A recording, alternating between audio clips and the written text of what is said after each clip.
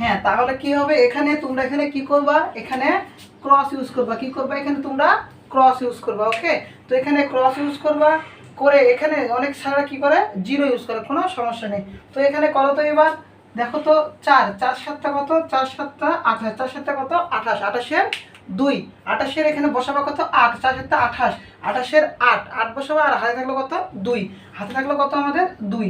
এরপরে কি করবা, 4 6 24, 24 আর 2 কত, 24 আর 2 26, 26-এর 6, হাতে থাকলো কত 2, এই যে 6 হাতে থাকলো 2, 4 দুগুণ 8, 4 দুগুণ কত বলো তো 8, 8 আর হাতে থাকলো কত 2, 8 2 কত হবে 10, 10-এর 0, 10-এ কত 0, হাতে থাকলো কত 1। ওকে, এরপরে 3 4 12, 12-এর আগে কত হয় 13। ওকে, 12-এর আগে কত হয় 13, মনে থাকবে।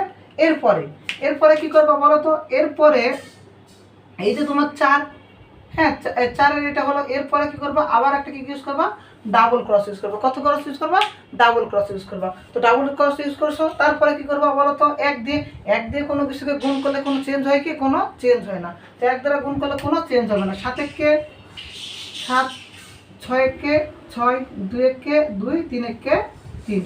ওকে, বুঝতে পারছো।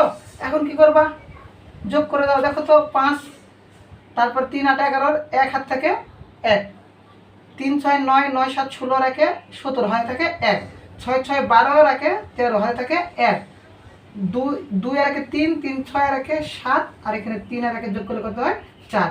ওকে, এই হলো তোমাদের অঙ্ক, 4,73,715। ওকে, তাহলে এখানে কত হবে আমাদের, এখানে কত হবে বলো তো, 4 লক্ষ, বলো তাহলে আমাদের কত পাইলাম, 4,73,715। তাহলে কত কেজি হবে, 4,73,715 কেজি। ওকে, 715 কেজি। এখন তুমি কি করবে, এটাকে উত্তর লিখবা। ওকে, উত্তর 4,73,715 কেজি। ওকে, এই হলো তোমার উত্তর। তাহলে এখানে এই যে আমাদের 145টি গুদামে কত কেজি চাল থাকে, 4,73,715 কেজি। বুঝতে পারছো। ওকে।